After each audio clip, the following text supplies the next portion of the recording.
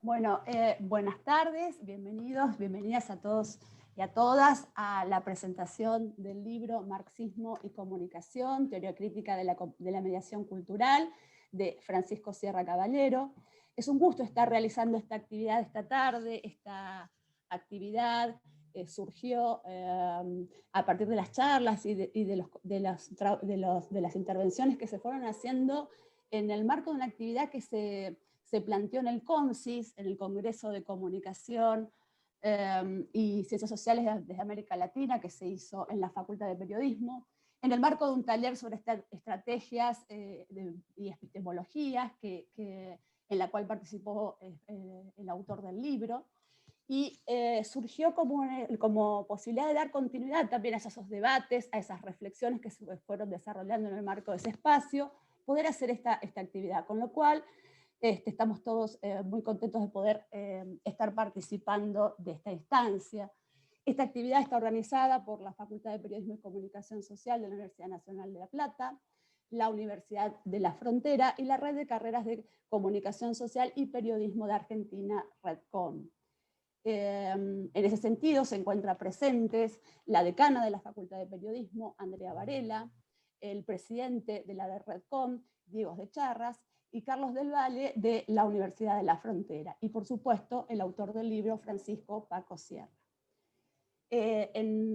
Como para empezar con este espacio, con esta actividad, en principio les vamos a invitar a la decana de la facultad a que nos dé unas palabras de bienvenida.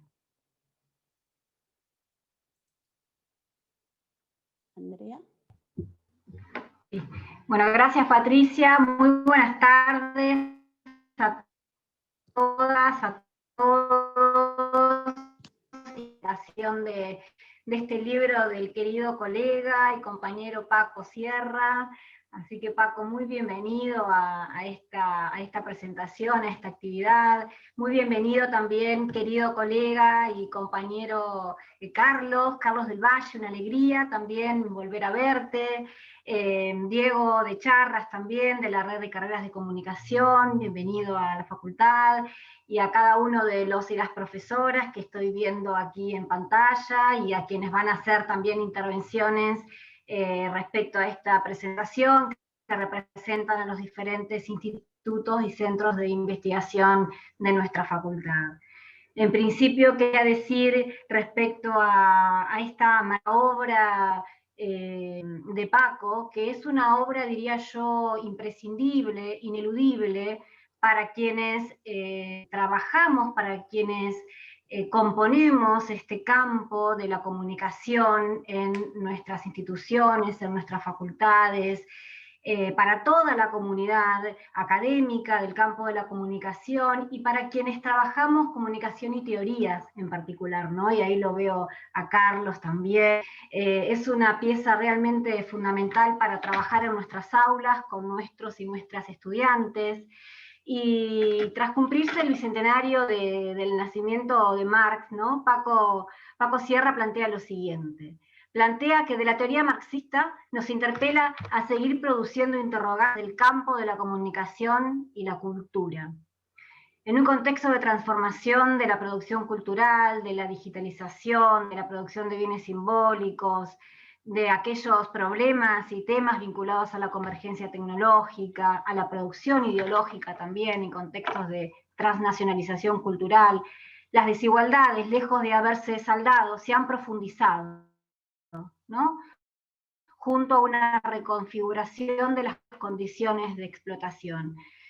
Y con mirar nuestro continente, las políticas de lawfare implementadas, que estamos viviendo actualmente también en nuestro país, realizado desde el aparato mediático más poderoso de la historia, ¿no? Por su carácter oligopólico, por su carácter transnacional, lo que produce un acto infernal de violencia que tiene consecuencias sobre la vida concreta de las personas que habitamos este continente, que habitamos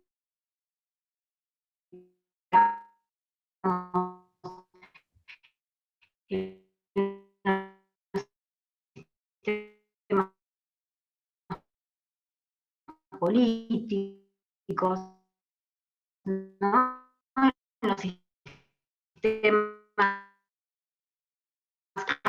consecuencias de la posverdad, esta estrategia que implica hacer creer determinadas cosas, el liberalismo y no solo de posverdad, a repensar el papel de la ideología, el papel de la cultura, y nos plantea la urgencia, ¿no? Esta pregunta que está también, que subyace a la propuesta de Paco, que es la pregunta por el imperialismo cultural, ¿no? Teniendo este punto de partida, Paco hace un repaso del pensamiento marxista acerca de la crítica ideológica, del análisis estético, de la relación entre la teoría del valor, la producción de subjetividades y la economía del deseo. Desde este marco es que Paco nos propone que toda producción teórica debe ser pensada como una modalidad de intervención intelectual y política, ¿no? Recuperando la dimensión política, sociales, culturales, desde una producción cooperativa y colectiva, ¿no? Que tensione estas lógicas que hoy dominan nuestra academia, ¿no?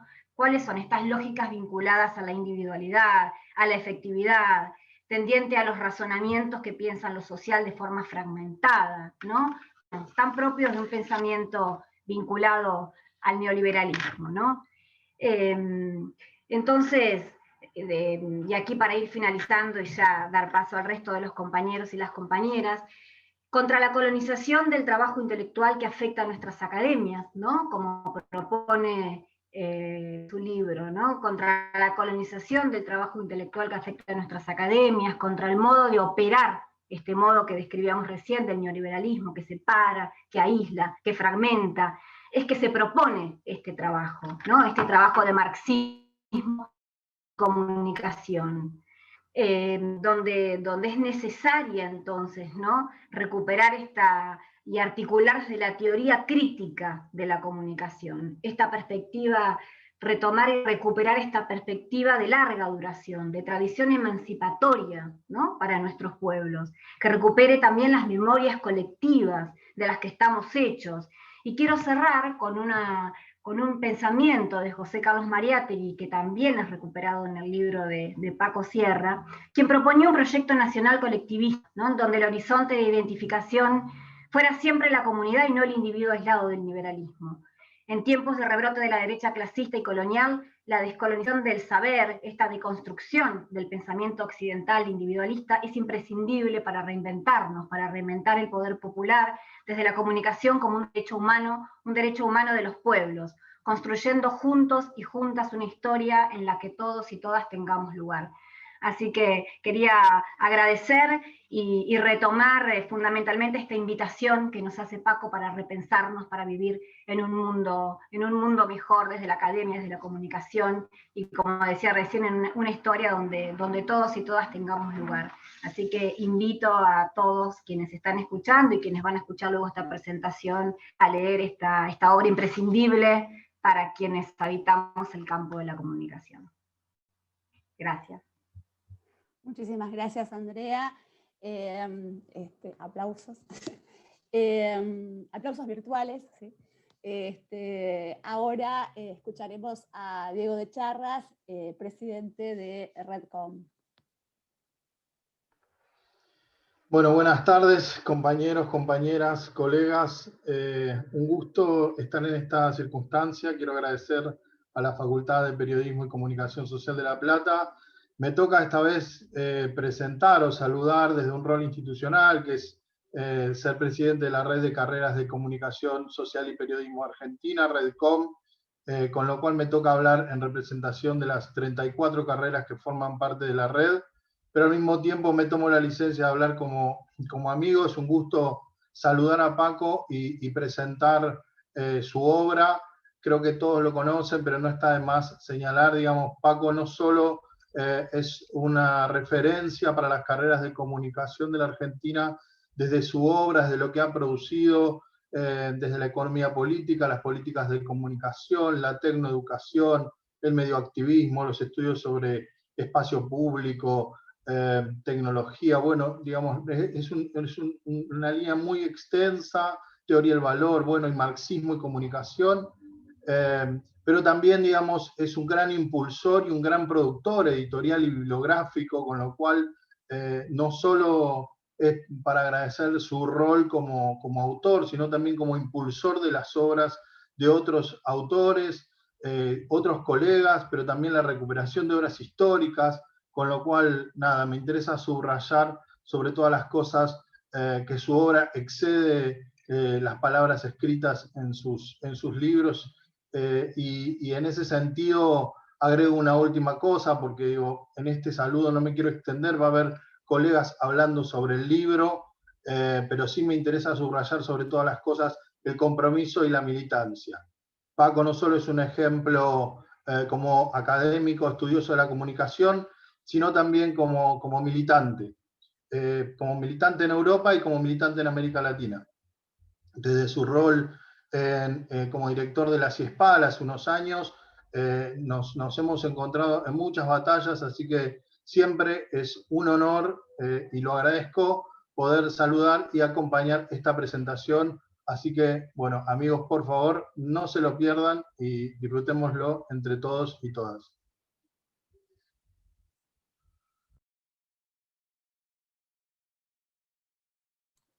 Muchísimas gracias, Diego. Después vamos a comentar, porque hemos recibido varias consultas respecto a dónde conseguir el material, así que después, hacia el final del encuentro, vamos a pasar los datos de dónde los podemos ubicar en este momento. Como una dinámica de trabajo, ya recién lo comentaba Diego de Charras, algunos investigadores e investigadoras a partir de la lectura del libro van a compartirnos unas reflexiones y comentarios respecto al mismo, a partir por algunas de estas intervenciones, a partir de los aportes que les hace este valioso material a su trabajo, y otros a partir también de las reflexiones e interpelaciones que les ha generado el material. Entonces paso a presentarlos. La primera intervención es de Carlos del Valle, director del Centro de Investigación de la Frontera. También actualmente es el director de la editorial de la Universidad de la Frontera. Carlos, te escuchamos.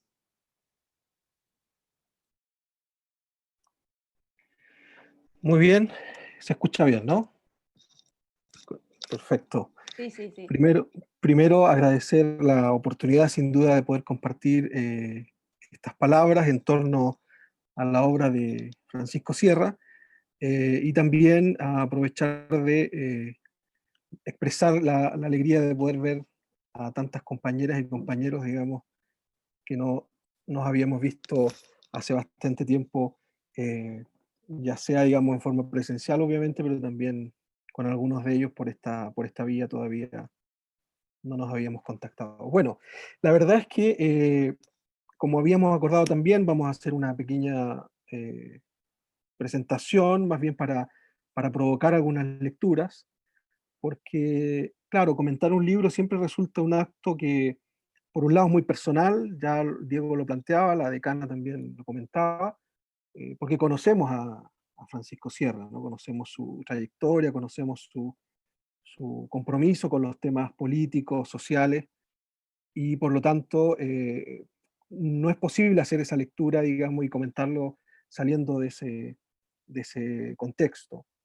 Pero también me parece que esta presentación supone un ejercicio colectivo, porque la decana planteaba, ¿no? Lo que significa la conmemoración de Marx, pero también porque hoy día, con los tiempos que estamos viviendo, se hace más necesario probablemente que nunca en las últimas décadas, digamos, abordar estas cuestiones desde una perspectiva crítica, desde una perspectiva política, de compromiso con lo que está sucediendo, ¿no?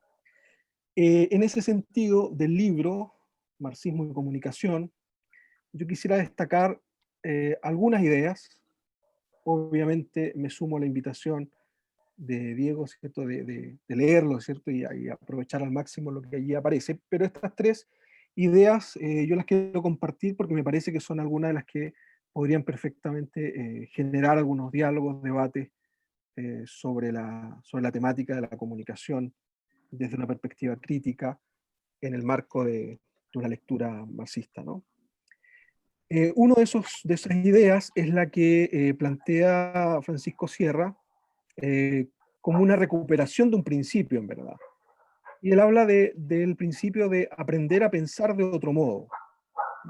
Creo que hay allí en esa expresión ah, una expresión que está a la base de las principales revoluciones del pensamiento humano, a mi juicio, ¿no? O sea, los grandes cambios, las grandes transformaciones, precisamente van de la mano de esa posibilidad creativa, de esa posibilidad reivindicativa, revolucionaria, ¿no? De aprender a pensar de otro modo, ¿no? Desde este concepto, desde este principio, Francisco Sierra nos devuelve una necesidad que es urgente, ¿no? No solo de recuperar un pensamiento, un modelo de teorizar y analizar la realidad, sino que también un modo de pensar. Yo creo que hay en esta obra, al menos a mi juicio, una invitación permanente a tener que plantearnos categorías, digamos, replantearnos categorías, revisar, ¿cierto? Pero en general estar con un proceso relacionado con la forma en que estamos pensando. Un modo de pensar en este sentido se caracterizaría por la generación creativa y comprometida de categorías que nos permitan ver el mundo de una manera diferente a como se está analizando. Diría yo, en este caso en particular, estaríamos hablando de una suerte de cosmovisión material, ¿no? Sostiene el autor en uno de los pasajes del texto, porque de algún modo, a través de sus lecturas, uno no solo aprende a pensar de otro modo, desde otra posición, sino que más allá aún, además contribuyen a tratar de articular la tarea de una crítica de la comunicación verdaderamente consistente. Otra de las ideas que yo quisiera compartir en esta ocasión tiene que ver con otro de los planteamientos que el autor hace, y esta idea del sujeto en sujeción permanente. En varios momentos Francisco Sierra plantea esta idea, ¿no? Este sujeto sujetado, ¿no? Que debe ser liberado de las cadenas de las diferentes formas de mediaciones opresivas que lo mantienen alienado, ¿no? La decana ya planteaba esa idea, ¿cierto?, respecto de la importancia, ¿no?, precisamente para la emancipación, para la liberación, ¿cierto?, que implica discutir estos temas. Yo creo que ahí hay una idea también interesante, ¿no? Cómo observar y cómo observarnos desde la perspectiva de un sujeto que está en sujeción permanente. Dice el autor, en la medida en que la cultura digital es una cultura de la mediación mercificada, un espacio de sujeción que individualiza y somete al sujeto del conocimiento al principio de universal equivalencia, la objetivación de los rankings, índices de impacto y fórmulas convencionales replicadas del norte al sur global, más que validar el conocimiento, terminan a base de indicios, invalidando el valor social del conocimiento producido justo en la medida en que éste queda sujeto cada vez más a la racionalidad del valor de cambio. Creo que con esa expresión del autor Francisco Sierra también queda bastante clara esa idea respecto de lo que también planteaba la decana, ¿cierto?, sobre lo que está pasando hoy día también con la universidad y el mundo académico en general. Y por último quisiera compartir una tercera idea que en lo personal me interesa mucho trabajarla, está también planteada en la obra, y esta idea, ¿cierto?, de la espectralidad, ¿no? Que suscita, siempre ha suscitado esta idea, ¿cierto?, del marxismo en general, como el propio Marx lo planteó en algún momento, ¿no?, en el manifiesto. Esta idea de que la espectralidad es esa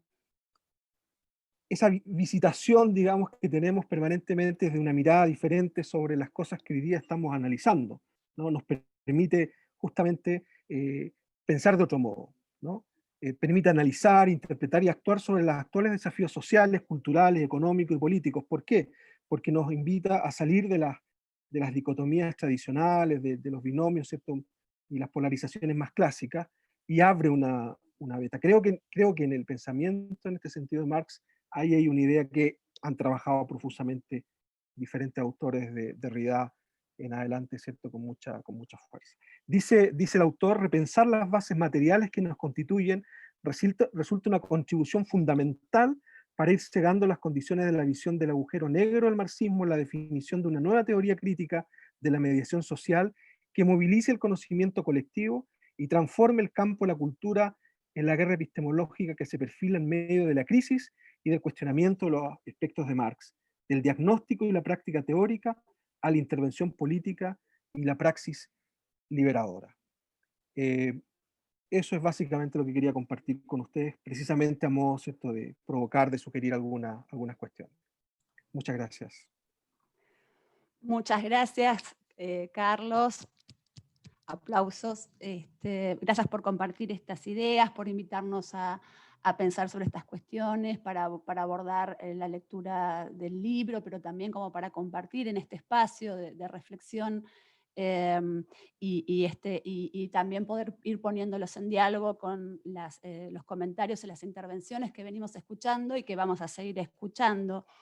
En ese sentido, ahora la invitamos a Claudia Torres, del Instituto de Investigaciones en Comunicación, ICOM, de la Facultad de Periodismo y Comunicación Social, para que también nos comparta sus comentarios.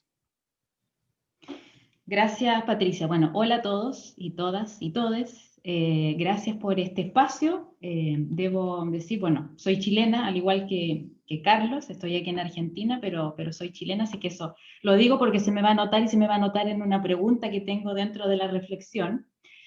Lo primero que quiero decir del libro, que como toda cosa, así como cuando uno va a comer un plato, uno lo ve en imagen el libro, y el ver marxismo y comunicación para mí ya es muy, tiene un significado bien potente. No estamos hace bastante tiempo, parece, acostumbrados a leer la palabra marxismo, y creo que eso es ya de por sí un aporte.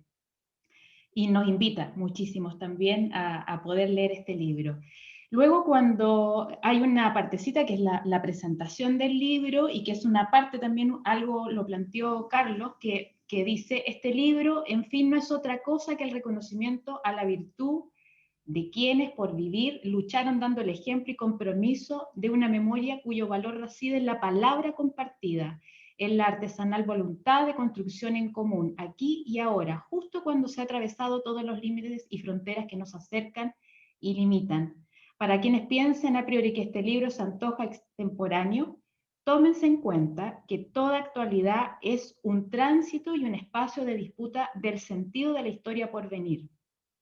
Eso me gatilló después a la reflexión para seguir leyendo el libro, y quiero decir, primero, creo que el libro es de estos libros que te dan un aporte de tenerlo, mantenerlo siempre a mano, como en la mesita de luz o en el velador, como le llamamos en Chile, tenerlo a mano, justamente para poder investigar, para analizar, porque nos hace una invitación, y coincido con lo que dice Carlos, nos hace una permanente invitación para la relectura, para la interpretación, pero de manera bastante práctica y ágil. Y eso es interesante. No es para conformarnos y seguir revalidando los discursos, ¿cierto?, de Marx, o los discursos, o lo que plantea Gramsci, por ejemplo, sino que es justamente para poder reinterpretar en los momentos que estamos viviendo, y en América Latina, sin duda, estamos viviendo unos momentos muy interesantes, muy dolorosos también.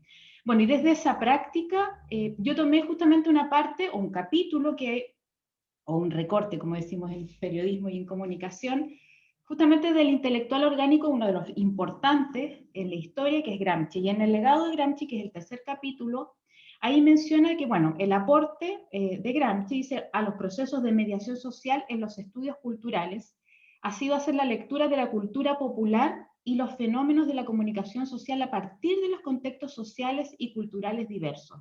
Entonces habla un poco de la cultura de masas, y de esto también de lo que ha planteado las derechas, podríamos decir que hay más de una derecha, las derechas, diciendo de que esto de la cultura popular, ¿cierto?, esto que es esta barbarie plebeya se mantiene, y por otro lado el marxismo más ortodoxo, que lo plantea también como el opio del pueblo, como esto distractor de la clase trabajadora, ¿cierto?, que la desvía de lo central en lo cual debería estar la clase trabajadora pensando, ¿cierto?, en distintos momentos y en distintos espacios. Creo que es importante porque Gramsci retoma el valor de analizar lo popular, las culturas populares, la cultura de masa, plantearlo como un espacio de análisis que es muy interesante de leer. Gramsci a su vez también sitúa en el centro del debate también esta tensión entre el Estado y la sociedad civil. Y ahí hay algunos conceptos que también los estaba pensando en el contexto de lo que está viviendo Chile, por ejemplo. Por eso les decía que soy chilena y eso se va a notar. Donde dice, convirtiendo la democracia en un proceso de construcción y no en una noción que nos viene dada. Su enfoque plantea la interrogante de la organización de la multiplicidad de actores sociales en la construcción de una hegemonía popular, eso lo destaco, definida como, no como una empresa de normalización de las diferencias, sino como una articulación de todas esas nuevas conciencias que han surgido como movimientos sociales. Frente a eso, yo soy muy buena para hacerme preguntas y hacer preguntas, como creo que es una forma de aprendizaje que nunca hay que perder, y que hay que motivarla siempre a todos, desde más chiquitos y chiquitas, a siempre estar preguntándose y preguntando.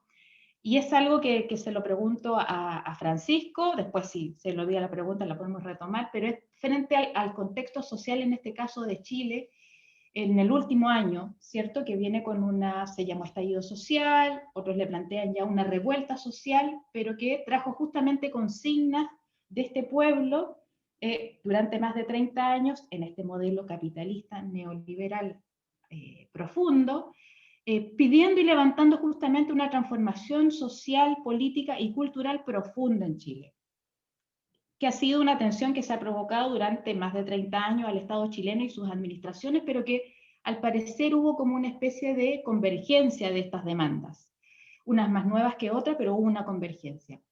Y ahí también retomo una parte en donde, también en el capítulo del legado de Gramsci, donde habla de los puntos de partida de la perspectiva materialista en comunicación. Entonces ahí se hace pregunta, dice, ¿qué puede hacerse contra las relaciones opresoras que estamos revelando? Todo esto pensándome como chilena y pensando en Chile. ¿Qué fuerzas existen, aunque sea potencialmente, que podrían concluir a la liberación? ¿Qué estrategias sugieren para apoyar a las fuerzas emancipadoras? Y en consecuencia, ¿qué contará como opresión y liberación? Me hice dos preguntas a partir de ahí. Bueno, ¿cómo podemos abordar el desafío desde los estudios culturales y de comunicación, este potencial de las fuerzas sociales que se han articulado y movilizado contra esta hegemonía nacional, pensando en esta hegemonía popular, en esa construcción de hegemonía popular? Y la otra es cómo hacer lectura de este entramado de los medios de comunicación tradicionales, hegemónicos, como se les quiera llamar, ¿cierto? Como la radio, la televisión, la prensa escrita que aún subsiste, y el ecosistema de las redes sociales, que también irrumpe hace un tiempo, pero que sin duda también juega un rol en lo comunicacional y cultural de las masas muy potente en la actualidad. Esa es como mi reflexión y mi pregunta. Debo decir que también me pregunté cuánta ausencia de marxismo hay en la comunicación y en el lenguaje. Cuánto ya dejamos de hablar de pueblo y hablamos de ciudadanía, dejamos de hablar de proletariado y hablamos de los trabajadores así solos, o en vez de revolución hablamos de descontento popular, qué sé yo. Bueno, muchas cosas que me gatillaron la lectura, pero va por ahí mi reflexión y las preguntas que me gustaría poder conversar junto con los otros compañeros también y con Francisco. Eso, muchas gracias. Muchas gracias, Claudia. Seguramente estas preguntas, estas reflexiones que estabas haciendo también serán retomadas en las intervenciones de quienes van a comentar ahora también el libro, y seguramente también en la instancia en la que ya después retome Paco y haga su intervención.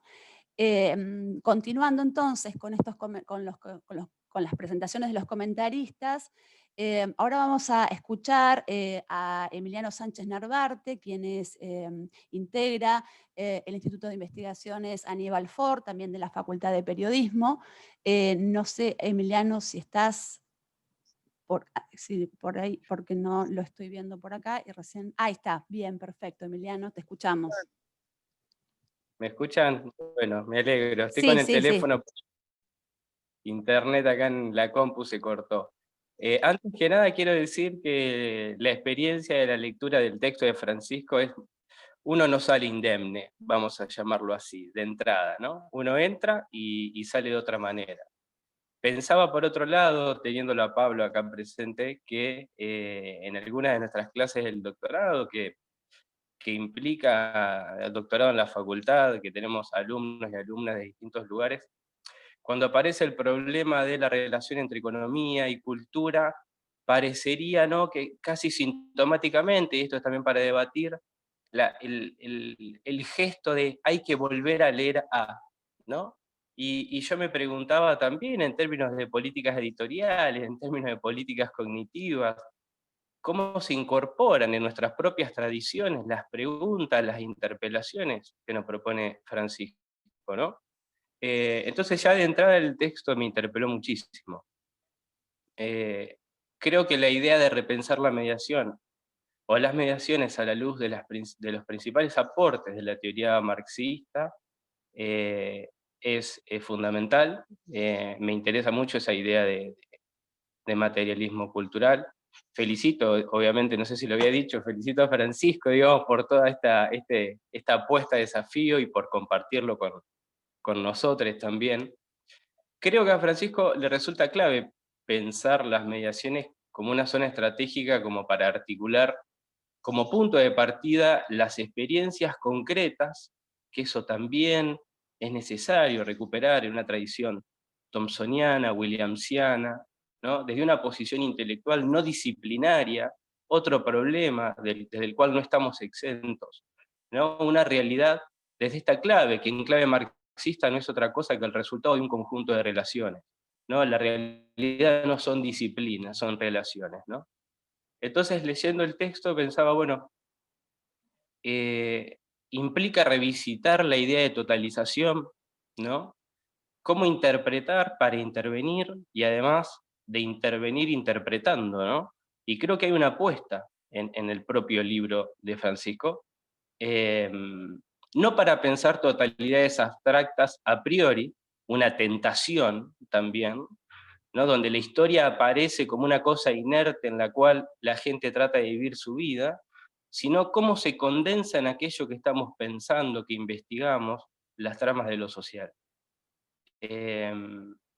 Entiendo que lo que plantea Francisco es, digamos, la teoría de la mediación o de las mediaciones debe entenderse como una puerta de entrada, ¿no? Para aprender las configuraciones de la mediación social constituidas por un conjunto, y lo dice así bastante explícitamente, de prácticas y de formaciones subjetivas, ¿no? Entonces, yo digo, bueno, ¿qué nos está advirtiendo Francisco? ¿Qué está suponiendo con este razonamiento, ¿no? Y creo que ahí en el medio de todo esto, en el medio de una especie de reactivación positivista por la eficiencia, ¿no? Pensar la opacidad de lo social, ¿no? ¿Qué significa esto? ¿Cómo podemos entenderlo, entender esta opacidad de lo social? Y creo que ahí la apuesta de Francisco es hacerse cargo, ¿sí? Hacernos cargo de las continuas conexiones, de los desplazamientos, de las rupturas, pienso en lo que decía la compañera antes que yo, al interior de las propias reconfiguraciones de la cultura popular, de las tácticas y de los modos en que se reconfiguran las tácticas de las culturas populares, no exentas de contradicciones, pero asumirlas, ¿no? Pensar esos desplazamientos, decía, los entrecruzamientos, el carácter polifónico de las textualidades, ¿no?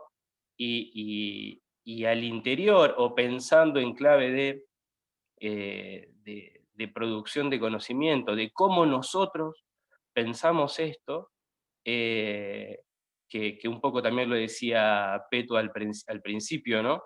Pensar la producción y los aprendizajes de modo colectivo, ¿no? Me parece que es una apuesta interpeladora, polémica, y que para cerrar, digo, a mí leyendo el texto y a partir de las experiencias docentes, es una pregunta también por las políticas editoriales, es una política también por la institucionalización de los conocimientos, es una pregunta por las modas, por lo que se debe enseñar, ¿no? Y esta pregunta de hay que volver, parecería que para pensar esto hay que volver, y me parece, y esto también lo digo en un tono desafiante y polémico, hay que volver a ponerle rostro al capitalismo.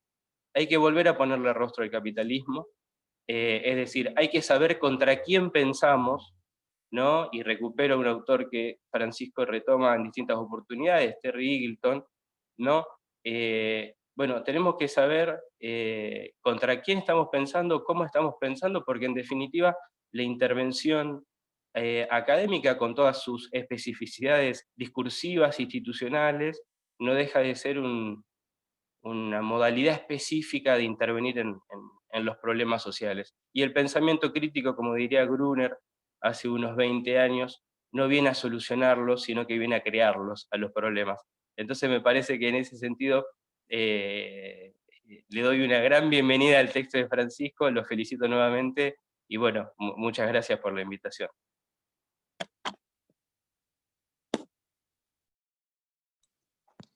Muchísimas gracias, Emiliano. Ahora vamos a escuchar a Gabriel Negri del Centro de Investigaciones y de Capacitación de Estudios de Opinión Pública de la Facultad de Periodismo y Comunicación Social, CICEOP.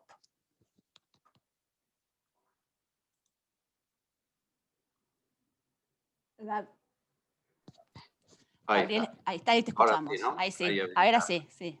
Bueno, muchas gracias, Patricia, gracias. Bueno, gracias a todos por la invitación, a la decana Andrea Varela, a Pablo, el vicedecano, a vos, Patricia, a la gente de Redcom y por supuesto al profesor Sierra por permitirnos también este espacio. En primer lugar, bueno, algunas cosas que habló Carlos del Valle, que dijeron Claudia Torres y Emiliano recién, me allanan el camino para la brevedad, diríamos. Nosotros tenemos un centro de investigación, como decía Patricia, que es el CICEOP, y en primer lugar desde ahí tomamos, ¿no? Esta obra. Porque, bueno, en primer lugar, lo que dice el profesor Sierra en una parte, ¿no? Es el capitalismo de plataformas, dice él, y la revolución digital, que ha hipermediatizado la cultura y generado nuevos antagonismos sociales. Y se cruza y contribuye, diríamos, para nosotros en una investigación. Nosotros hacemos ya unos cuantos años que estamos investigando, pero la última investigación tiene que ver con eso, con las redes sociales y la comunicación política, el rol de los políticos, de los periodistas y la opinión pública. Y investigar, como decíamos ayer, que una charla previa que teníamos a esta reunión, es eso, ¿no? Es decir, es tener una mirada política sobre las cosas, o como decía recién Emiliano, pensar contra quién luchamos, ¿no? O él decía, creo, contra quién pensamos. Y bueno, y nosotros tenemos una mirada, nuestra facultad tiene, nuestra universidad tiene una mirada y la facultad tiene un reconocimiento de esta mirada, si ustedes quieren llamarla, contrahegemónica. En segundo lugar, el acuerdo con el acerto del profesor Sierra, digamos, en la propuesta de pasar de la cultura de la resistencia a la comunicación transformadora, y él dice, creo que una parte con una perspectiva de larga duración que me hizo acordar algunas lecturas que alguna vez debiera retomar de Fernand Braudel, que casi no me acuerdo, que fueron muy anárquicas, pero me remitió a eso. En tercer lugar, Sierra dice, el empirismo abstracto, absolutamente imperante por los principios que rigen las políticas de ciencia y tecnología en el capitalismo cognitivo. Ahora no parece que el campo de la comunicología sea consciente o suficientemente reflexivo sobre el proceso de colonización que afecta al trabajo intelectual en nuestro ámbito, dice él, perdón. Y pienso estas cosas cuando lo leía. Yo tenía alguna idea de esto, venía pensando, y digo, pero hasta en las cosas mínimas a veces, micro, no solo en las macros, sobre todo se agudizó en la pandemia, cuando hay una imposición de compartir archivos por Google, usamos las herramientas sin importarnos demasiado el entrenamiento del otro. Bueno, a alguien no le gustaba la palabra recién conciudadano que decía, pero del otro, digamos, si estamos a veces hasta en una posición inútil, casi hedonista y no sé si egoísta a veces, ¿no? Eso es lo que me hizo reflexionar. Y veníamos pensando esto, pero claro, como uno cuando siempre se encuentra con un libro que vale la pena, encuentra las palabras exactas. Y Sierra dice, la influencia del pensamiento administrativo ha llegado hasta tal grado, que la mayoría de los investigadores ignora el proceso de sobredeterminación que condiciona su práctica académica, tanto en la selección de las agendas y objetos de estudios como en el diseño metodológico y los marcos conceptuales de comprensión del fenómeno de la comunicación. Y voy a abreviar un poco, pensaba decir algo más, pero hay algo más que dice Sierra, que habla del peligro de la colonización del pensamiento, ¿no? Y de la universidad. Esto que resume él en trabajar para Silicon Valley, ¿no? Es importante y creo que ahí no hay nada que agregar, sino que reflexionar, ¿no? Y pensar, como decía, que yo anotaba acá, Claudia Torres decía, pensar el escenario como disputa, ¿no? Y en quinto lugar, la cuestión del espacio público, de lo público y de la democracia, algo que nosotros tratamos no solo por estar en un centro, sino por estar en la facultad, en cátedras vinculadas, una lectura oportuna que nos recuerda Sierra de Castoriadis, a mí me hizo acordar las ciudades y las leyes, uno de los tomos, ¿no? Él no lo menciona, pero Castoriadis habla del espacio público, ¿no? Para recordarnos que el espacio público no era el ágora solamente para los que pensaban, sino ahí había un intercambio de símbolos y otras cuestiones. Y también habla de la opinión pública, algo que no es cercano a nosotros, cita a Bourdieu, ¿no? Y hay un punto también que parece trivial decirlo, ¿no? Pero tiene que ver con el neoliberalismo, algo en que nosotros insistimos con nuestros alumnos y a veces discutimos con nuestros colegas. Y me vino a la memoria cuando veía eso una definición que le tomo prestada a Tilio Borón, que él dice la necesidad de pensar que el neoliberalismo no es simplemente la revalorización de la escuela clásica de Adam Smith, ¿no? Sino que es una formulación mucho más amplia que lo que lleva es al cercenamiento de la participación popular.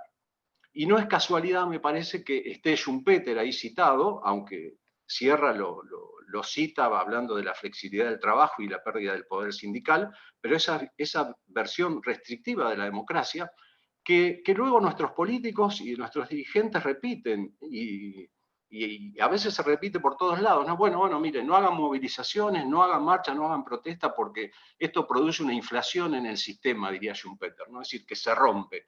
Por lo tanto, uno escucha en los medios, si no te gusta este gobierno, espera a la hora de votar, o si no te gusta el anterior, espera a la hora de votar, como si la democracia fuera solamente eso, ¿no? Después, bueno, ahí hablaron, me absolvieron de hablar, porque muy buenos los comentarios de Carlos del Valle, de Claudia Torres, y de Emiliano Sánchez, y otras cosas que dice Sierra, que seguramente la vamos a hablar ahora. Él habla de los medios, del ocio, del negocio.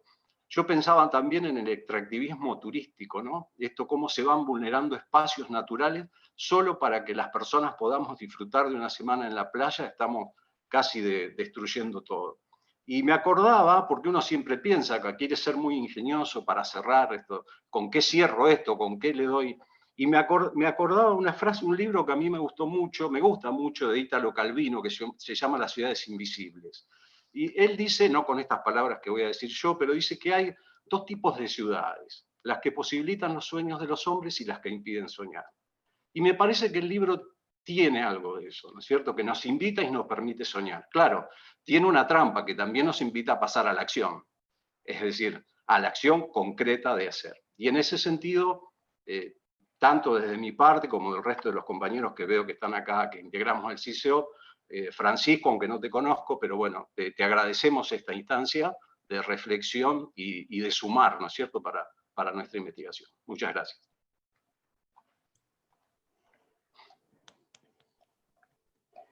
Muchísimas gracias, Gabriel. Bueno, hemos escuchado los comentarios de Carlos, de Gabriel, de Claudia, de Emiliano, que nos han dado distintas miradas, maneras de poder interpretar, leer e interpelarnos con algunas preguntas y algunas reflexiones sobre el libro de Paco. Y también algunas preguntas que dejaron como para seguir reflexionando y pensando e invitando de alguna manera también a Paco a retomarlas en la intervención. Así que ahora vamos a escucharlo, a que él también nos comente y nos dé su mirada. Si bien todos y todas conocemos, ¿sí? A Francisco Sierra Caballero, pero vamos a hacer mención también a que es catedrático de Teoría de la Comunicación de la Universidad de Sevilla, director de la sección de Comunicación y Cultura de la Fundación de Investigaciones Marxistas y actualmente en la actualidad preside la Unión Latina de Economía Política de la Información, la Comunicación y la Cultura.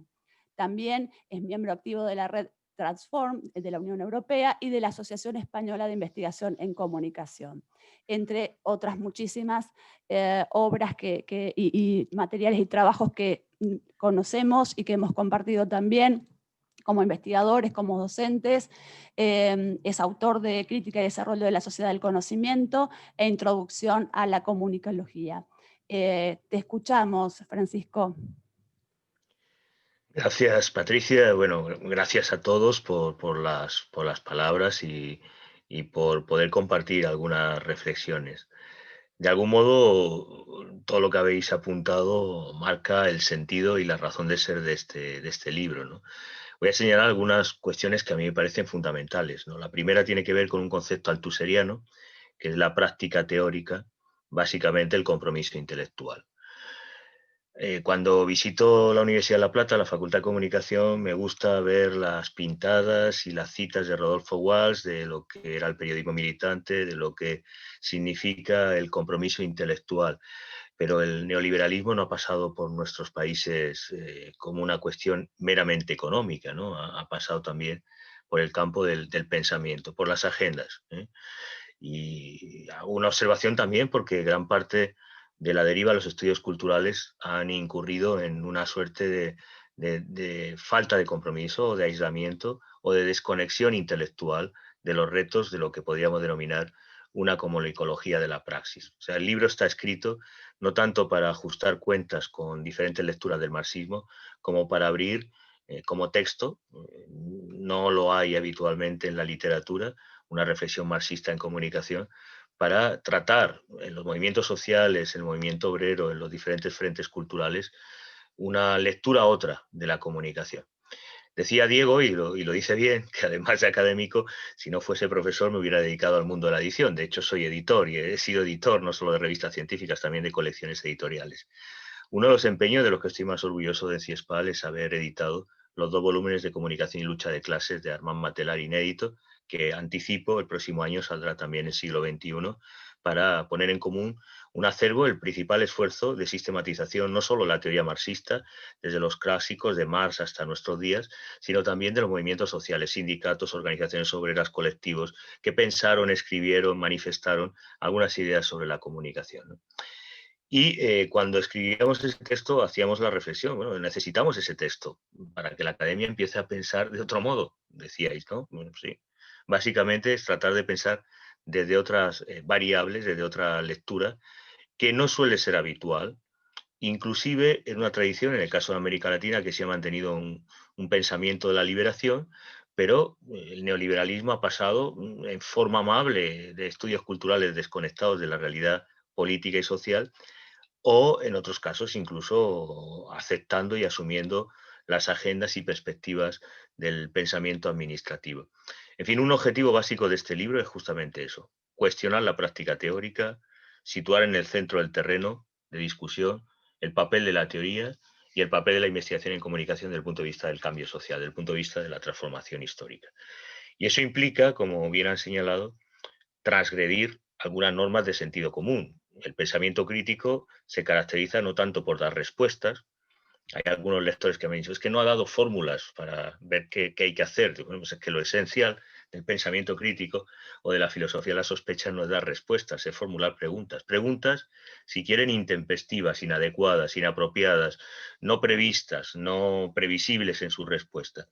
Y en ese sentido hay muchas preguntas que se están formulando, desde la llamada economía uberizada o capitalismo de plataformas digitales, sobre los conflictos que se están dando en Europa y América Latina en el ámbito del transporte, de la distribución, del comercio electrónico, de los riders y sectores que están precarizados en esta economía de las plataformas digitales, a elementos más clásicos sobre monopolios, concentración y el poder de información, que son evidentes y que necesitamos recomponer. Y lo necesitamos recomponer empezando por la teoría. porque se ha impuesto lo que de una perspectiva marxista podríamos llamar pensamiento distributivo.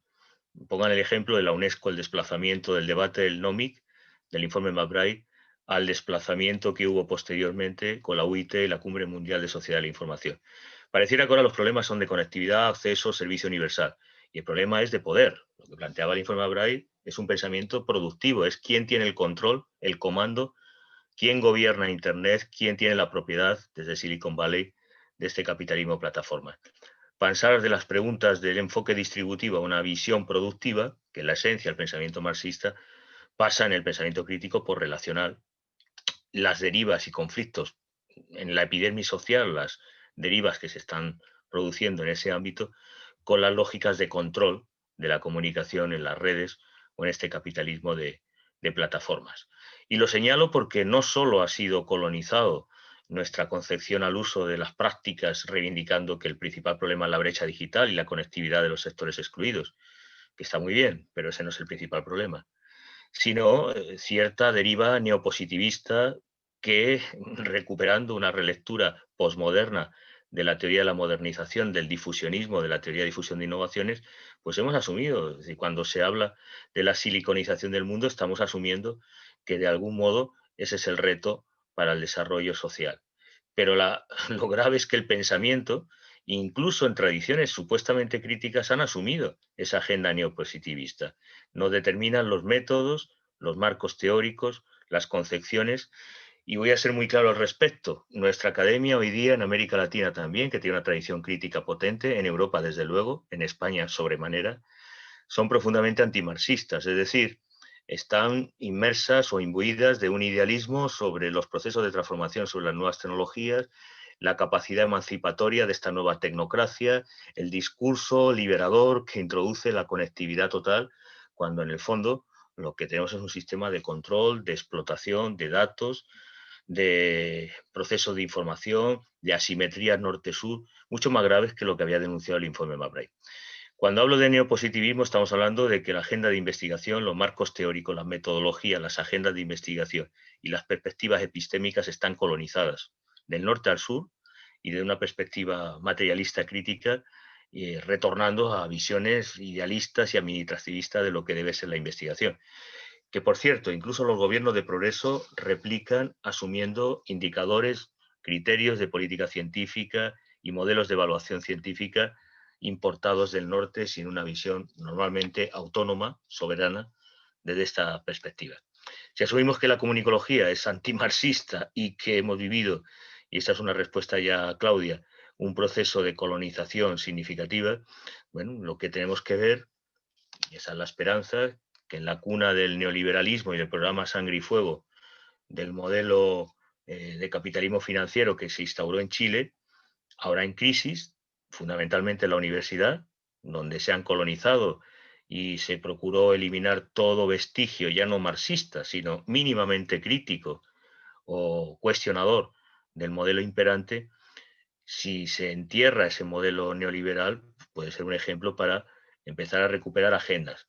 No es fácil, ¿eh? En Chile y en otros países, las dictaduras, casi lo hemos vivido en Bolivia, por cierto, un ejemplo de una academia totalmente plegada a los intereses globales, negacionistas del golpe de Estado, en el que incluso la Asociación Científica Nacional hizo un manifiesto indicando que aquello no era un golpe de Estado, a pesar de que hasta el New York Times reconoció que era un golpe de Estado. Pero pues eso, cuando hablo de academia colonizada y con unos criterios y una visión absolutamente ajena a los conflictos y lucha de clase, a los frentes culturales que estamos viviendo, implica cuestionar cuáles son las alternativas. Creo que en el caso de Chile, el que el proceso constituyente iniciara con el proceso de movilización estudiantil es indicativo de que se puede recuperar una agenda y una perspectiva. Y tenemos por delante, parte del libro trata de recuperar la historia de las ideas, qué debates ha habido en el marxismo, que los ha habido. Es verdad que la academia, uno puede pensar que en América Latina era hegemónica en los 60 y 70 y que prácticamente el marxismo era dominante. Y es falso, lo era en la literatura, pero no en la academia. Tenía una presencia importante. Pero pensar que ese periodo era una época dorada porque las agendas, la hegemonía intelectual se marcaba desde esa perspectiva marxista, en negar que en la academia existía otra realidad también en Europa cuando hablamos del marxismo y de la comunicación. Pero el proceso que está viviendo Chile, en respuesta a la pregunta, Claudia, puede ser interesante en el sentido político, pero también en el sentido de memoria histórica, de recuperar, como planteaba Toto Smukler, la memoria comunicacional. Y esa memoria es la de los pensamientos, la de los escritos, la de los aportes teóricos, pero sobre todo de las luchas por la democratización de la comunicación que hay que recuperar.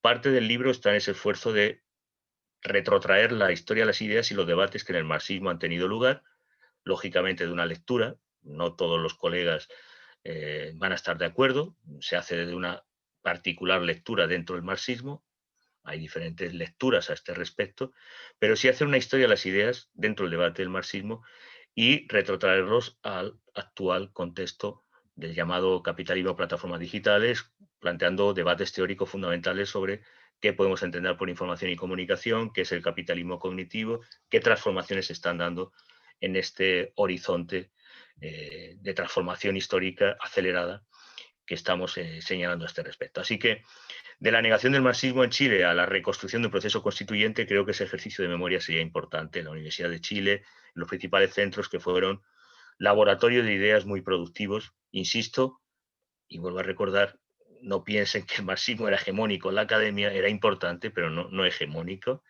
Y en el resto de América Latina, si uno hiciera una historia de las ideas, descubriría que era importante el aporte marxista, pero no en la academia específicamente, no en la universidad. Lo era por razones de lucha de clases y por los procesos de transformación que estaba viviendo el continente en este ámbito. En el 2016 hicimos un seminario en CIESPAL, que creo que fue muy interesante, y irónicamente lo titulamos Marx ha vuelto, un guiño, de algún modo, para recuperar un cadáver, como diría irónicamente algún caricaturista en los periódicos, ¿no? Pero lo interesante a este respecto es que empezamos a enfocar el análisis de las culturas subalternas. Yo creo que una de las lecciones que tenemos que tomar de Marx, el estudio de la economía moral de la multitud, es decir, qué está haciendo la gente con las redes sociales, cómo se está organizando, qué alternativas se está planteando y empezar a explorar en esa realidad. Realmente en el libro no hay ese trabajo, queda pendiente abordarlo en un ensayo posterior. En este caso, sí hay de algún modo una descripción de los dispositivos de poder. Pero un reto que tenemos cuando hablamos en este seminario Marx ha vuelto es de estudiar las culturas subalternas, qué está sucediendo en las redes. Podemos hacer una respuesta típica de pánico moral, de no entender como generación qué están haciendo los jóvenes, pero los jóvenes están haciendo procesos de apropiación, de lucha y disputa y se están organizando. Probablemente el proceso de transformación constituyente en Chile es incomprensible sin los estudiantes. Y podríamos decir lo mismo en el movimiento Yo Soy 132 en México y podríamos hablar en otros países de ahí una emergencia de una cultura distinta que tenemos que tratar de comprender. Y no lo podemos hacer desde una lectura marxista esclerotizante, es decir, tenemos las fórmulas, vamos a decir cuál es el programa y la estrategia política de intervención. Hay que estudiar esa realidad. Están produciéndose conflictos y antagonismos, estamos en una época de encrucijada, de transición, y en ese ámbito es importante tomar algunos elementos. Una parte importante, al menos los dos últimos capítulos, sobre sociedad de información y capitalismo cognitivo, es relativo a la universidad. Estamos viviendo en las últimas 2 décadas un proceso de privatización y asalto a las universidades, como decía Noam Chomsky, considerable. La educación superior es un objeto y justamente en el contexto de pandemia, en el que estamos utilizando plataformas digitales del modelo Silicon Valley, el reto que está planteando y que no es nuevo. Citasteis ante el trabajo de políticas de comunicación y educación que publiqué en el 2006, ya alertaba de que el proyecto de la OCDE y del capital, de la patronal, desde los años 80, no ahora, desde los años 80, era desplazar al Estado como certificador de competencias para los profesionales, para los trabajadores, y que fuera el capital, sus universidades corporativas, que por cierto, en los últimos años no han crecido solo las universidades llamadas privadas, han crecido exponencialmente en Europa, en España, están creciendo las universidades corporativas. Por ejemplo, el Grupo Planeta tiene ya una concesión en la Comunidad de Madrid para construir su universidad, de tal manera que quien quiera ser realizador audiovisual, periodista, comunicador, pasará por su facultad, es decir, el proceso es integral desde ese punto de vista. Pero lo más sofisticado del capitalismo cognitivo tiene que ver con indicadores y con las lógicas del papel de la ciencia al servicio del desarrollo. esto que nos han comentado del emprendedorismo, el discurso de la innovación, el desarrollo, cómo contribuye el conocimiento científico al cambio social, ha sido la puerta trasera por la que se han colado todos los intereses empresariales en la universidad, la educación superior. De manera diferencial en cada país, de manera intensiva en España, probablemente en Argentina no tanto, en otros países como Chile de manera muy intensiva, quizá antes incluso que en el caso de España, pero este debate, que está conectado con la primera cuestión que planteaba, la relación práctica teórica y compromiso intelectual, es central. El capitalismo cognitivo, que descansa en el poder de la información y el conocimiento como vectores motrices de cambio y de acumulación de capital, ha obligado a que la universidad se convierta en una fábrica de producción de valor.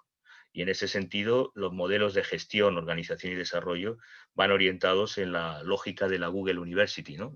Un modelo que ya están exportando y que quieren incluso imprimir como modelo de desarrollo. En mi propia universidad pública, la segunda más importante por volumen de España, pues ya llegó a un acuerdo el equipo de gobierno, el rectorado, con Microsoft para privatizar nuestro correo, que era de software libre y ahora está en manos de Microsoft. Y esto se ha traducido no solo en un deterioro de los intercambios de un trabajo diario de correos del profesorado, sino de la apropiación de todos los datos que circulan de investigación y de información sensible por parte de Microsoft, en este caso de la Universidad de Sevilla. En fin, esa deriva va en una lógica en la que estamos asumiendo una perspectiva y tenemos que generar un conflicto. Y ahí estoy de acuerdo con Carlos Formenti. No creo, frente a cierta lectura neomarxista italiana, que los principales conflictos van a ser con el comunitariado, los trabajadores intelectuales de cuello blanco.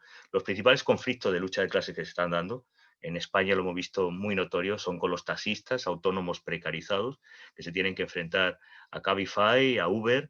Están siendo los riders, los distribuidores de comida, están siendo los trabajadores de Amazon, que han hecho una huelga. Es decir, como siempre en la historia, los sectores más precarizados, más explotados y que viven en situaciones extremas de pobreza han sido los que han iniciado el proceso. Pero evidentemente Amazon no va a poder sobrevivir si no hay trabajadores que distribuyen en condiciones de extrema precariedad sus productos en domicilio. Y las grandes compañías de distribución de comida, la lógica de la economía uberizada, no van a sobrevivir si hay conflicto de clase de los sectores, los riders que distribuyen la comida. Ahí se están dando los conflictos y curiosamente la academia pues, no está estudiando esos elementos y hablando de brecha digital, que está muy bien, pero en la agenda de Naciones Unidas, que justifica que todos se conecten, por tanto que compren las tecnologías, software del modelo o plataforma de Silicon Valley. Y en ese escenario tenemos que plantear agendas.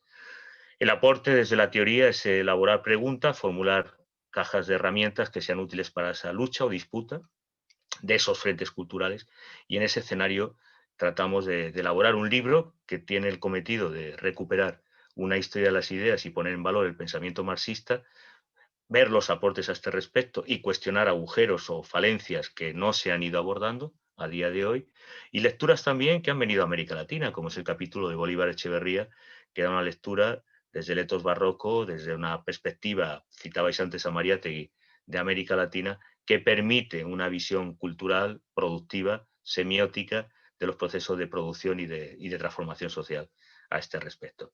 En definitiva, un trabajo para abrir el debate y para abrir una línea en la que seguimos en la Fundación de Investigaciones Marxistas y en la que no vamos a dejar de trabajar, como la edición de esos 2 volúmenes de Armand Matelar, que saldrá el próximo año, el 2021, y ya les adelanto para que organicen en La Plata una presentación con el propio Armand Matelar de esos 2 volúmenes que, si todo va bien, en abril estarán ya publicados para todo el público y que haga un poco el recuento de las ideas y teoría marxista.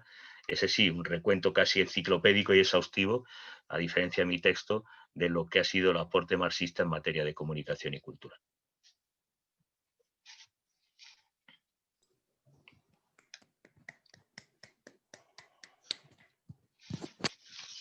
Muchísimas gracias, Paco. Nos quedan muchas reflexiones, muchas preguntas y principalmente creo el compromiso del hacer que mencionaban también hace un rato algunos de los comentaristas, no solamente la reflexión o el análisis, sino también el compromiso de hacer, actuar, militar por estas transformaciones que son necesarias. Nosotros habíamos abierto preguntas en el chat para quienes quieran hacer alguna pregunta, o bien también si alguno de los comentaristas quiere retomar para hacer alguna consideración o apreciación a partir de la intervención y de las palabras de Paco.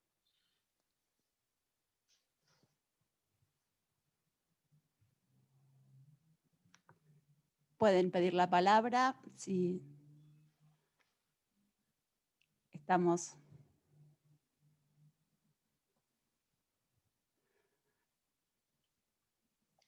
Bien. Pablo, ¿vos querés hacer alguna? Sí, porque estabas levantando la mano. Sí. Para romper el hielo también. Sí. No, bueno, me sumo, también me queda la tarea de la lectura del libro, que bueno, sin dudas, como plantearon aquí, digamos, va a ser un material importante. Lo veníamos pensando también con Emiliano para sumar a la bibliografía del seminario que tenemos a cargo en el doctorado.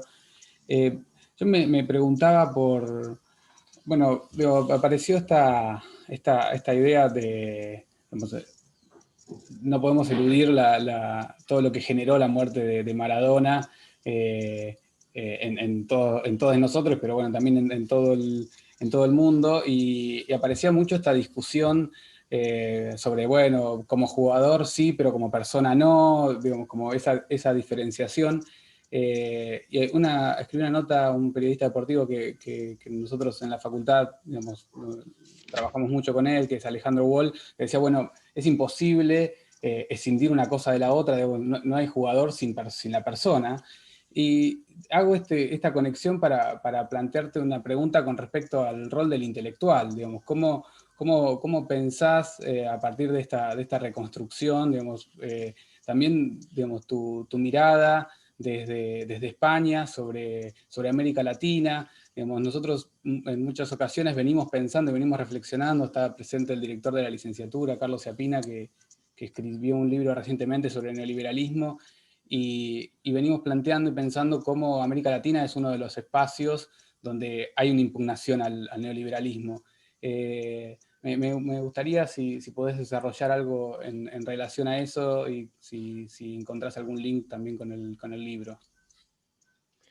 Eso para mí es una parte importante, es decir, el objeto del libro no es solo, como digo, hacer una reconstrucción teórica que se desarrolla, incluso algunos elementos que nunca en la literatura se ha tratado. Pongo el caso de Bertolt Brecht, que siempre cita a todo el mundo su ensayo sobre la radio, que él conoció en primera persona en Estados Unidos, como sistema de comunicación o sistema de distribución. Nadie habla del método del efecto V de distanciamiento en su dramaturgia y, por ejemplo, el uso de los periódicos, de la música, de los elementos que pertenecerían a la cultura del audiovisual en su época en el teatro, como una manera de establecer un método, y es una de las tesis que sostiene Jameson y otros autores, una de las estrategias para generar ese efecto. Pero, como digo, esa parte que es central en el libro termina con una cuestión que es el papel en el capitalismo cognitivo del intelectual.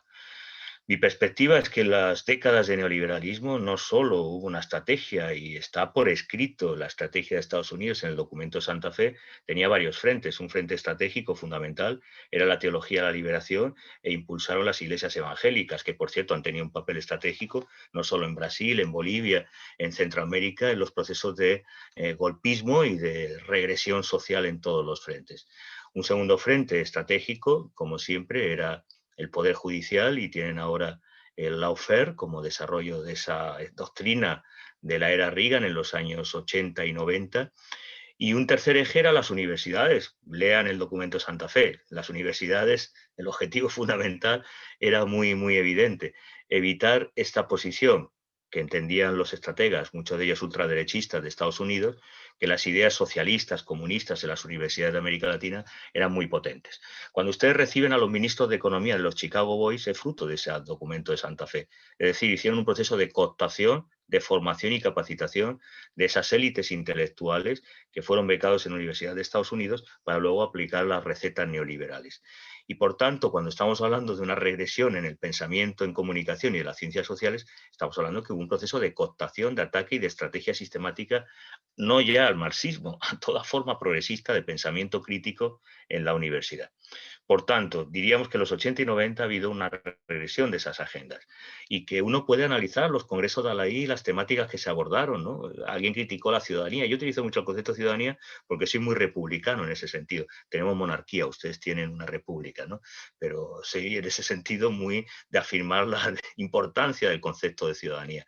Y lo que hemos visto es congresos que hablaban de pensamiento crítico, de una perspectiva transformadora, y ven ustedes los temas y abordes en Alaí en los 90 y ven claramente una regresión en el pensamiento. No lo digo yo, lo dice algún colega dentro de América Latina y también algún autor alemán que analizó el giro en la Asociación Mundial de Investigación y Comunicación de Alaí y otras organizaciones. Muy a la derecha, muy conservador. Las universidades fueron a otra deriva y se abandonó esa posición del compromiso intelectual. Y creo que ese es un reto que tenemos que asumir. Mi planteamiento crítico sobre el capitalismo cognitivo es para qué investigar y en este contexto, en un ámbito de insostenibilidad del sistema capitalista, de crisis civilizatoria del modelo capitalista, pero también de abordaje y de colonización de la universidad, simplemente como un espacio de formación y circulación de la fuerza de trabajo, en la que en algunos países como España se está planteando incluso para qué hacer teoría o para qué tener materias de humanidades, o si hay carreras, por ejemplo, filología árabe, que no tenga suficientes alumnos, mejor se cierra y seguimos avanzando, ¿no?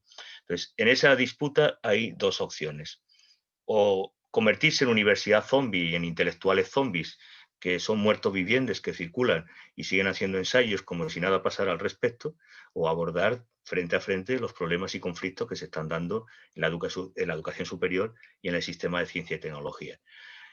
Yo soy más de confrontar y de transformar esa dinámica.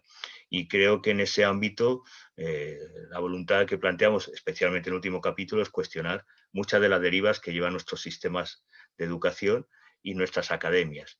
Sé que esto, decirlo en La Plata, pues no tiene mucha razón de ser, pero como he dicho en otras ocasiones, ustedes son una anomalía democrática en el sentido positivo del término. No es lo habitual en el conjunto del sistema universitario. Probablemente quizás sí en el caso de Argentina, pero no lo es en otros países, empezando por el mío. Entonces el reto que tenemos es pasar de ese discurso antimarxista y de esa visión del intelectual como un investigador mercenario al servicio del mercado y unas lógicas de captura y cooptación, a plantear problemas y preguntas fundamentales de lo que está sucediendo con el propio sistema de ciencia y tecnología, pero también con la función que hacemos en comunicación respecto al mercado y al desarrollo de la industria cultural en momentos de intensa concentración y de una mercantilización extrema. Empezando, habéis citado la fake news, pues la fake news, todos hacen la interpretación de que son de las redes sociales.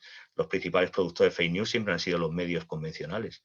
Desde la guerra de Cuba hasta nuestros días, la desinformación y la propaganda ha sido una sistemática estrategia de manipulación de los medios convencionales. Plantear lo contrario sería un disparate histórico si uno analiza los que nos hemos dedicado a la propaganda, haces el histórico y puedes poner 400 ejemplos frente a la realidad de las redes sociales y la circulación de rumores, bulos o falsas noticias a través de las redes, ¿no?, a este respecto. No es un fenómeno mediático de la era de Internet, es un proceso que prácticamente de principios del siglo XX, incluso antes, finales del XIX, ha sido una constante en la historia de la propaganda y la comunicación.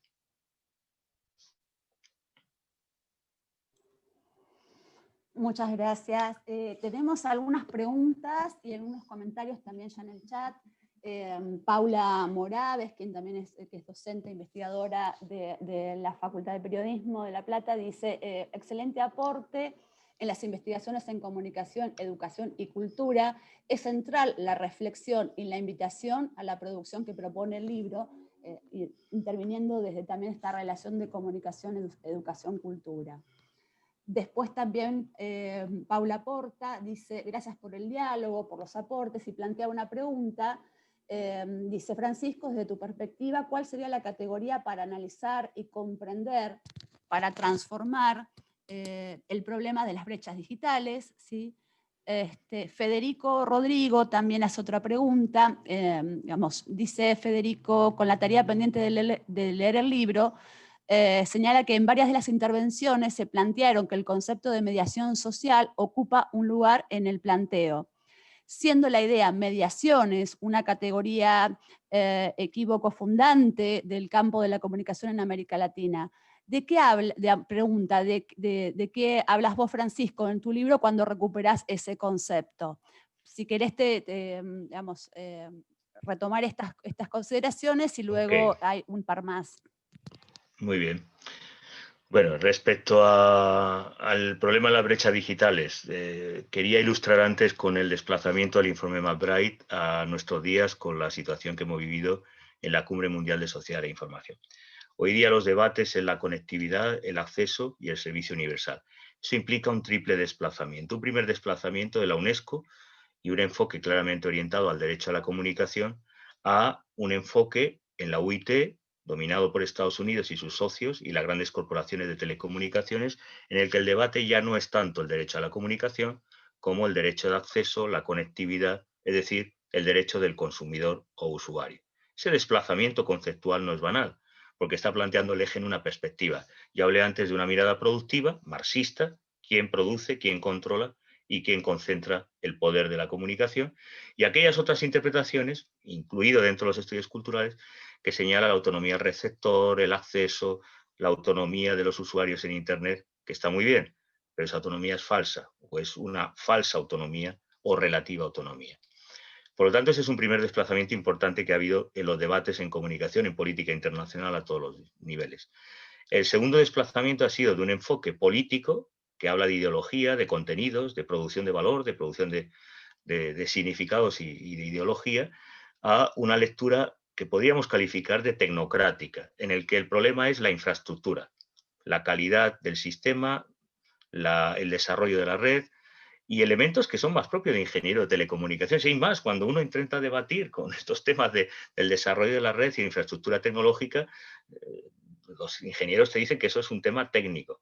Y todos sabemos, desde la propia lectura marxista, que la tecnología es un producto cultural y que toda técnica es un proceso de producción que implica aparejado unos modelos de control, de desigualdad y de poder que afecta fundamentalmente a las clases subalternas. Ese desplazamiento de la tecnocracia, de un enfoque político a un enfoque tecnocrático, es determinante en todos los debates que hoy tenemos en materia de comunicación. Por eso cuestiono el debate sobre brechas digitales, ¿no?, a este respecto.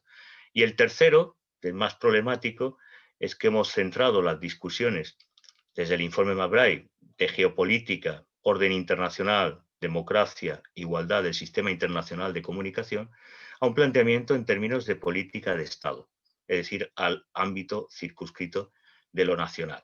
Este es un problema preocupante porque, claro, el Estado tiene limitadas capacidades. Lo hemos visto incluso en el seno de la Unión Europea para intentar establecer una tasa Google frente a la hegemonía de estas grandes corporaciones. No tienen capacidad para actuar desde el ámbito del Estado-Nación, porque suscriben acuerdos de la OMC sobre propiedad intelectual, porque hay compromisos, porque hay amenazas de Estados Unidos de guerra comercial para hacer una política de Estado en materia de las nuevas tecnologías.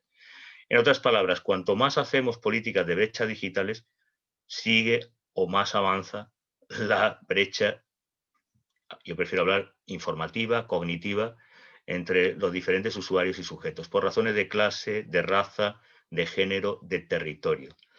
Y esta es una paradoja porque, evidentemente, cuando se habla de la brecha digital, esto obliga a los estados que financien la adquisición de equipos, hardware y software privativo de Silicon Valley y evitar una política industrial propia. Por tanto, el problema del enfoque o la perspectiva para abordar estas cuestiones no es tanto el del acceso y el del servicio universal, que dicho sea de paso, son terminologías del derecho anglosajón de telecomunicaciones y tiene que ver poco con otras tradiciones de servicio público, de defensa del Estado en la construcción de sistemas nacionales de comunicación y cultura. Y en esos tres desplazamientos hemos perdido mucho la perspectiva. El ejemplo que pueden señalar también es el de la diversidad. ¿Quién va a estar en contra de la diversidad audiovisual? Nadie, ¿no? En principio, todos somos partidarios. Pero claro, cuando la UNESCO financia un fondo por la diversidad, lo que no está discutiendo es la concentración de poder de información. No está haciendo políticas, ha renunciado a reordenar el sistema de comunicación para que realmente la estructura de comando de la información sea diverso. Y por contra, tiene unos fondos para financiar la producción de un grupo campesino, de un colectivo indígena, que no varían la estructura de la diversidad del sistema de comunicación. Al contrario, después de una década de esta política de la UNESCO, el sistema de comunicación mundial es menos diverso de cuando iniciara esta política. Por algo será. Y tiene que ver por el enfoque o perspectiva que tenemos a este respecto. Entonces, el problema de la brecha digital no pasa por la educación en competencias, la conectividad y el acceso, que no digo que no sea importante, sino pasa justamente por regular y establecer un modelo de gobierno y una estructura de poder en las redes digitales que permita la socialización de competencias y la socialización de recursos, que es la clave de la apropiación de los medios de comunicación en la era digital, que no se está planteando, ni desde la gobernanza de Internet, ni desde este punto de vista, ¿no? Respecto al concepto de mediación, el concepto de mediación, muchos piensan que es un concepto que descubrió Martín Barbero. No es verdad, no lo descubrió Martín Barbero, es un concepto hegeliano, es un concepto marxista en su origen, que se utiliza y que implica al menos 3 dimensiones. La primera es que estudiar la comunicación exige pensar los procesos de información y comunicación fuera del campo de los medios, es decir, desde la perspectiva del contexto social, de los procesos de transformación histórico-social. Segundo, implica el concepto de mediación una dialéctica entre lo material y lo inmaterial. Y esta es otra dicotomía habitual en nuestra cultura. Pensamos que por un lado está la infraestructura, la tecnología, y por otro lado los contenidos. Y muchas veces hacemos políticas sobre los contenidos, pero descartamos la infraestructura material. Incluso hacemos discursos de que en la era Internet hay una suerte de economía desmaterializada. Bueno, cualquier análisis marxista de la mediación implica que lo material y lo inmaterial están trenzados, están unidos, no son separables. Y por tanto tenemos que analizarlo de manera conectada. Pensar las mediaciones es pensar tanto los contenidos como las formas materiales que siempre existen, preexisten y subsisten a los procesos, incluso en la era virtual o de la realidad aumentada, por más que se quiera eliminarlos. Necesitamos al final un vector, un dispositivo de lectura o de transformación de esas imágenes a este respecto. Y por último, el concepto de mediación implica un análisis dialéctico entre los procesos implícitos en la información, que hay una dimensión transitiva y otra intransitiva. Hay una dimensión de codificación, de determinación, y hay un proceso de creación y de transformación social. La información es de alguien para alguien, y esta dimensión, tanto transitiva e intransitiva, significa que hay una dialéctica entre control y liberación. Tiene un texto que lo expresa con mejores ideas y mayor claridad que yo, Armand Matelar, en La comunicación mundo, la historia de las ideas y las estrategias, en las que habla justamente de esa dialéctica del discurso entre libertad y determinación en la historia de la comunicación. Pensar el concepto de mediación implica que implícita hay una dialéctica entre determinación e indeterminación, que es todo el debate del marxismo, hasta qué punto analizamos la comunicación determinada por las condiciones económico-políticas materiales, o por contra, como planteaba Raymond Williams, pues hay que pensar la cultura como un espacio relativamente autónomo, claro que sí, determinado, pero no totalmente determinado. Bueno, esa dialéctica entre lo material y lo inmaterial, entre determinación y control y proceso de liberación, son consustanciales a este concepto de mediación, que es muy distinta a la perspectiva mediocéntrica y limitada. Pero es un concepto que efectivamente, yo estoy de acuerdo con quien lo ha formulado, Federico, ¿no? Federico Rodrigo. Muy equívoco y poco definido.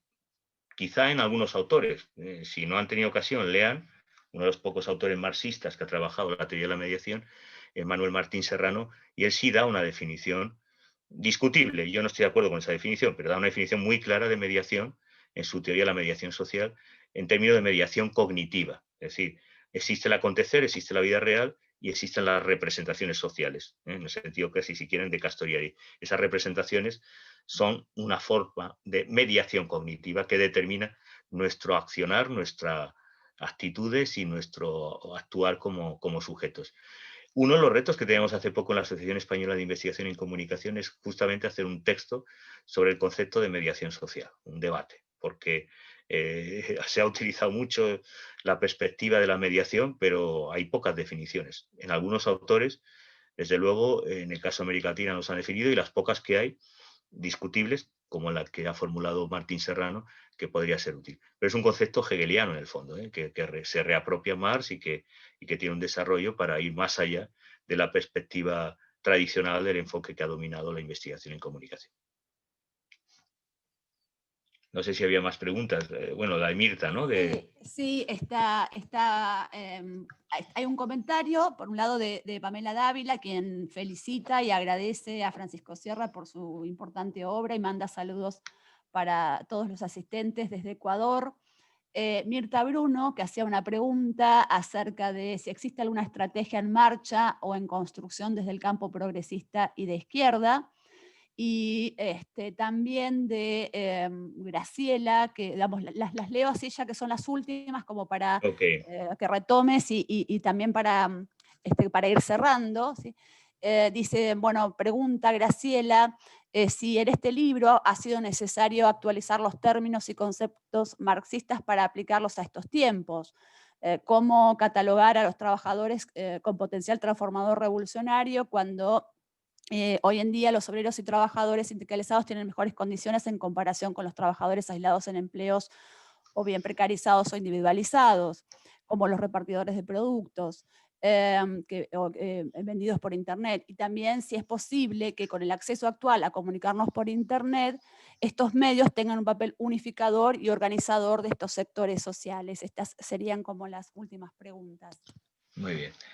Bueno, sobre estrategias de construcción del campo progresista, bueno, hablaba antes Diego de intentos que hemos iniciado hace muchos años, ¿no? Hace más, creo que 20 años, que no es poco. En Sevilla hicimos ULEPIC, ¿no? Que fue el primer intento de crear una red de académicos desde la economía política, de una tradición marxista de pensamiento. Hay esfuerzos significativos. Yo señalaría el de ULEPIC en la academia, pero también el Foro Social Mundial hizo un trabajo importante con el liderazgo del EZLN en la idea de trabajar en redes y de construir y aportar desde la contrainformación alternativas a este respecto. Creo que hay avances importantes. Un problema que yo veo a este respecto es que seguimos muy anclados en los debates de políticas de comunicación en el Estado-Nación. Y es una paradoja porque los sistemas de comunicación son globales y el capitalismo plataforma nos plantea escenarios transnacionales. Y en ese sentido hay que avanzar. Por ejemplo, en América Latina se ha creado con ALAI, la Agencia Latinoamericana de Información, el Foro Social de Internet, para discutir alternativas a la gobernanza que domina Estados Unidos respecto al desarrollo de la economía y la cultura digital. Y desde el punto de vista de la izquierda sí ha habido cambios. Una de las falencias que están implícitas en el libro es que la izquierda ha pensado poco y mal el tema de la comunicación. Siempre se ha pensado como algo instrumental. Simplemente cambia el mensaje, nuestro mensaje es emancipador, pero no cambia la forma y todo bien, ¿no? Todo está correcto. Creo que en los últimos años, quizá del Foro Social, la izquierda ha empezado a pensar. Algunos señalan de manera entusiasta los procesos populistas y el manejo creativo de la comunicación. Sin duda se ha hecho un manejo creativo. Sería discutible desde el punto de vista de política pública hasta qué punto esa creatividad en las campañas de propaganda y comunicación política se han trasladado a una política de comunicación que democratice el acceso y los procesos de control social, de control democrático del sistema de medios. Yo en este último punto no estoy tan seguro, más bien haría un saldo, una evaluación negativa, considerando además, si hablamos de América Latina, que han sido innovadores y han estado a la vanguardia en las propuestas transformadoras en regulación, en política y en articulación social.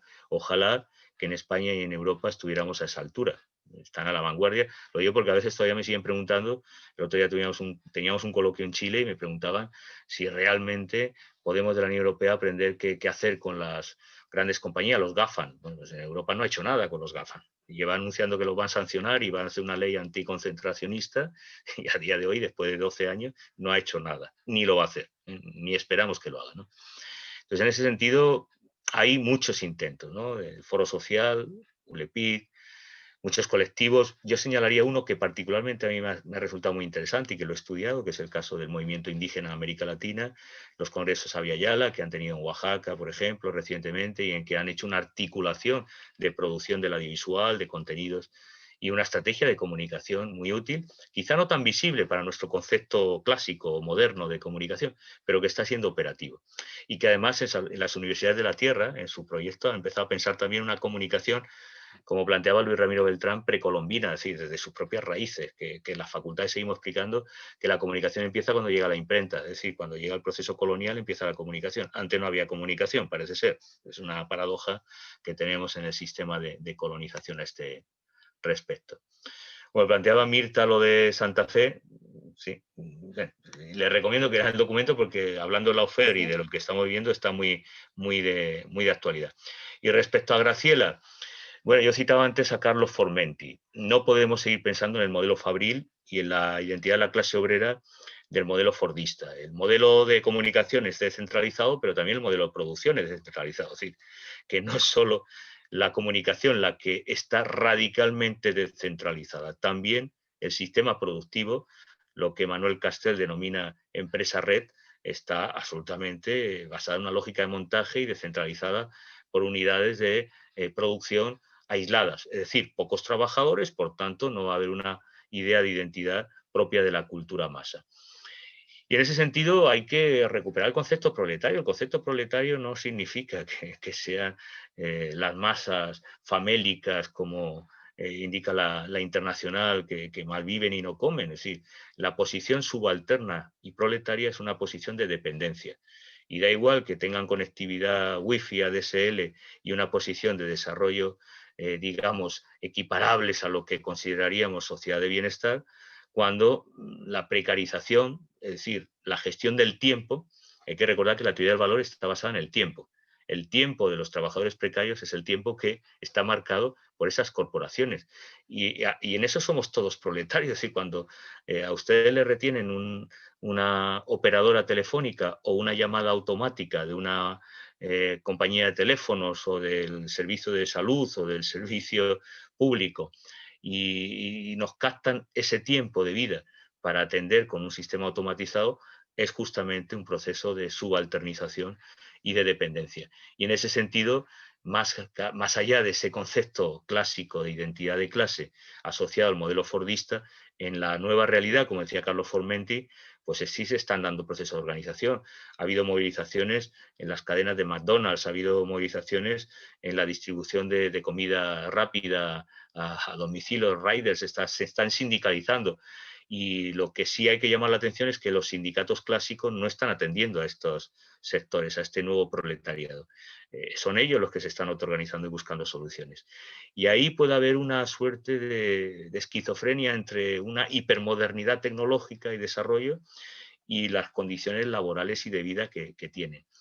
¿Se están unificando? Sí, porque la gente tiene que vivir. Entonces, pero no pensemos en cuadros de masas, frentes de masas, del modelo fabril, del sistema fordista, taylorista, porque eso ya fue superado. No digo que no exista, sigue habiendo, pero desde el punto de vista de la economía, estamos hablando de trabajadores con pequeñas unidades de producción externalizadas, en las que hablamos de grupos de 5 o 6, es decir, trabajadores en los que la representación sindical y la acción y lucha es muy diferente, y en eso sí lleva razón Negri, se responde con estrategias de sabotaje, de fuga, de renuncia al trabajo, en fin, diferentes fórmulas.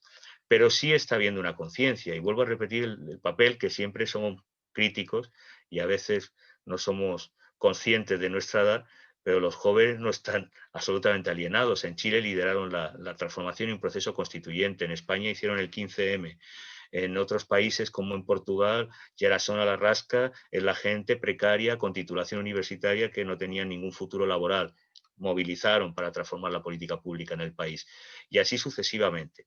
Quizá se puede manifestar una desconexión entre la vida cotidiana y su situación laboral.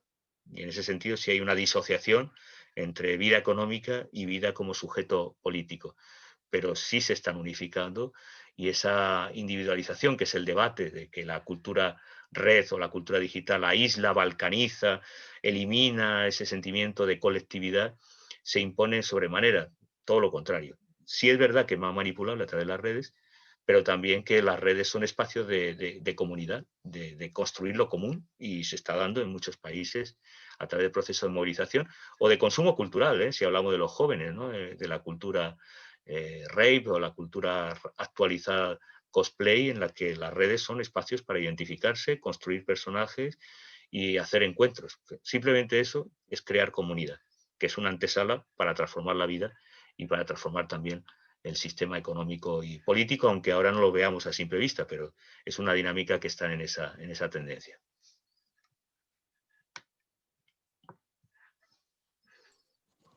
Muchísimas gracias, Paco. Esas habían sido las últimas preguntas. Este fue un encuentro, hablábamos con Pablo, decíamos es un primer encuentro porque ahora ya nos queda el compromiso para que el 2021 podamos encontrarnos nuevamente ya con Matelart y poder presentar esos materiales y esos libros y seguir trabajando, pensando, reflexionando. Creo que todos y todas coincidimos en que nos quedamos con muchísimas reflexiones, con muchísimas cuestiones para considerar. Quienes estamos en la docencia, en la investigación, seguramente este material lo vamos a incorporar en nuestros programas, en nuestras currículas y en nuestros ámbitos de investigación, porque como se señaló aquí, hay distintas posibilidades de análisis, de entradas, hay muchísimos aportes para pensar, para analizar los medios, también desde el campo de la comunicación y la educación, es decir, desde las universidades, desde la producción del conocimiento. Así que muchísimas gracias por este trabajo. Nos habían consultado acerca de dónde podíamos conseguirlo al libro. En este momento se encuentra disponible únicamente a través de la web de la editorial Siglo XXI, pero si no me equivoco, habías dicho, Paco, que entre enero, febrero podríamos encontrarlo ya en las librerías, ¿verdad? Si no hay atraso por la situación que tenemos de pandemia, estaba previsto inicialmente para febrero. Si no hay atraso, en esa fecha Siglo XXI de Argentina lo distribuye en todo el país. Mientras tanto, solo a través de la editorial. Y el compromiso, como le he dicho a Pablo, con Armand Matelart para abril-mayo, más bien podemos cerrar para junio. No son muy buenas fechas para ustedes, creo, pero en fin, armamos un coloquio con los 2 volúmenes de Comunicación y Lucha de clases de claramente, Armand. Claramente, ya los vamos a agendar. Sí, para junio sería como una muy buena fecha. También nosotros en ese mes también siempre solemos hacer actividades en el marco de la Semana del Periodista. Entonces, tranquilamente después coordinaremos para llevarlo adelante. Yo lo digo virtual, Patricia, pero no soy muy partidario de lo virtual. Si se puede viajar, inviten, que seguro están encantados los dos por de supuesto, ir para allá a La Plata, como siempre. Por supuesto, si se puede en presencia, lo haremos en presencia, si no seguiremos por la virtualidad. Muchísimas gracias, Paco.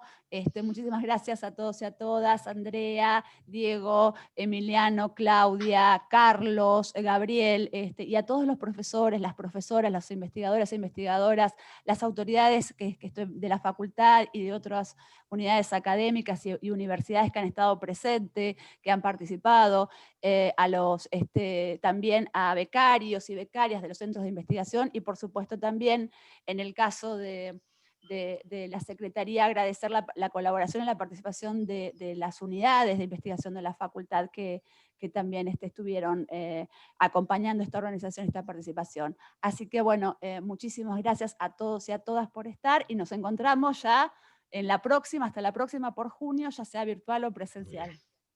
Gracias. Muchísimas gracias. Gracias, Francisco. Gracias a todos. Gracias, Andrea, decana. Nos vemos pronto. Nos vemos el año que viene, nos vemos. Yo no sé, pero a los Matelart inviten en mayo, ahí nos vemos. Dale. Un saludo a todos. Se cuidan. Chao, amigo. Chao, Paco.